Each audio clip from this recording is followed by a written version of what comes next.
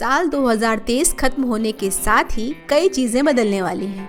कुछ स्कीम का ब्याज दर बदल जाएगा तो कुछ स्कीम के नियम बदलने वाले हैं। कहीं आपको जल्दी से कदम उठाना है तो कहीं आपको जल्दी फैसला करना है। तो आइए दोस्तों, हम आपको बताते हैं कि साल 2024 से क्या कुछ बदल जाएगा। स्टेट बैंक ऑफ इंडिया में हाई इंटरेस्ट रेट की एक स्पेशल स्कीम चल रही है। ये स्कीम 31 दिसंबर तक चलेगी। इस स्कीम का नाम है अमृत कलश। इस स्कीम में सबसे ज़्यादा इंटरेस्ट रेट मिलता है। इस स्कीम के लिए आपको स्टेट बैंक में 400 दिन का फिक्स डिपॉजिट कराना होगा। 400 दिन के इस डिपॉजिट पर 7.1% का इंटरेस्ट रेट मिलता है। स्टेट बैंक के किसी और डिपॉजिट पर इतना रेट नहीं मिलता है। सीनियर सिटीजन को तो इस स्कीम के तहत 7.6% का इंटरेस्ट रेट मिल रहा है। स्टेट बैंक फिलहाल होम लोन पर एक ऑफर चला रहा है। इस ऑफर की वजह से आपको होम लोन सस्ते रेट पर मिल रहा है। इसके अलावा प्रोसेसिंग फीस में भी छूट दी जा रही है। स्टेट बैंक का ये होम लोन ऑफर 31 दिसंबर 2023 तक के लिए है। स्टेट बैंक फिलहाल अपने रेगुलर होम लोन पर करीब 0.5% का कंसेशन दे रहा है।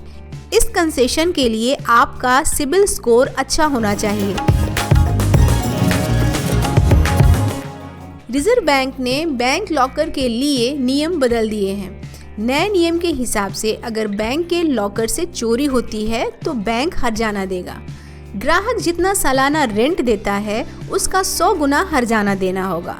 लेकिन रिजर्व बैंक के इस नियम के लिए ग्राहक को नए एग्रीमेंट पर साइन करना है। पिछले 1 साल से बैंक अपने ग्राहकों को इस नए एग्रीमेंट पर साइन करने के लिए बुला रहे हैं, लेकिन अभी भी कई ग्राहक बचे हैं। उनके पास 31 दिसंबर 2023 तक एग्रीमेंट में साइन करने का वक्त है।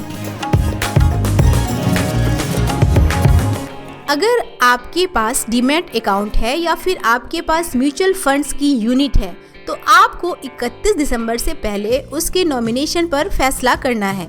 अगर आप नॉमिनेशन पर फैसला नहीं करेंगे तो आपका अकाउंट फ्रीज हो सकता है।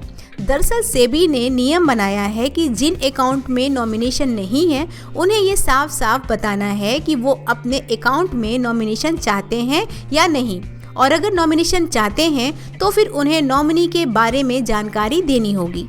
नॉमिनी वो शख्स होता है जिसे अकाउंट होल्डर की मृत्यु के बाद शेयर या म्यूचुअल फंड यूनिट दिए जाएंगे। वैसे तो आपको 31 जुलाई तक इनकम टैक्स रिटर्न भर देना होता है।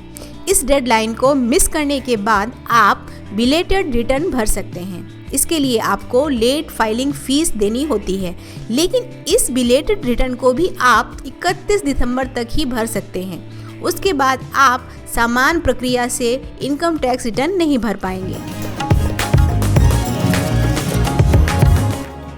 एनपीसीआई ने अब निष्क्रिय यूपीआई आईडी को बंद करने का आदेश दिया है। यानी अगर आपने किसी यूपीआई ऐप का 1 साल से ज़्यादा वक्त तक यूज़ नहीं किया है तो उस ऐप से यूपीआई पेमेंट नहीं होगा और ना ही उसकी यूपीआई आईडी के जरिए आपके खाते में पैसा आएगा।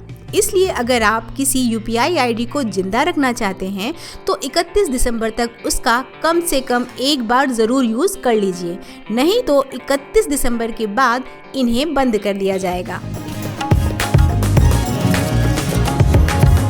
आधार अपडेट? हाँ। पर कैसे करवाऊं? अगर आपको आधार में कोई डिटेल अपडेट कराना है तो जल्दी कीजिए। आपके पास 14 दिसंबर तक का वक्त है। अगर आप ये डेडलाइन मिस कर देंगे तो उसके बाद आधार अपडेट कराने के लिए पैसे लगेंगे। फिलहाल फ्री में आधार अपडेट कराने की ये सुविधा ऑनलाइन उपलब्ध है। आधार सेंटर में अपडेट कराने के लिए कम से कम 50 रुपये देने होते हैं।